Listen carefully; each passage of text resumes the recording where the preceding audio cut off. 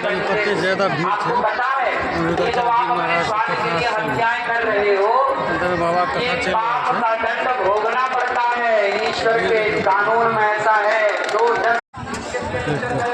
अंदर में अहाँ के जे छै मेला लागल छै, ओकर सीन हम अहाँ के अखन देखा रहल छी। भूजा के दुकान और सब भी दुकान छै, बहुत सारा दुकान सब है। आप लोग बेटा बैठ जाओ, अच्छा लगेगा, बैठ जाओ, अच्छा लगेगा, क्योंकि आपके क्षेत्र को पूरा दुनिया देख रही है टीवी के द्वारा। आप जितने संस्कार का परिचय देंगे उतना अच्छा होगा। अनिरुद्धाचार्य जी महाराज आए थे। आप बहुत अच्छे लोग हैं, बड़े बेटा बैठ जाओ मेरे भैया, अच्छा लगेगा जब आप लोग बैठोगे।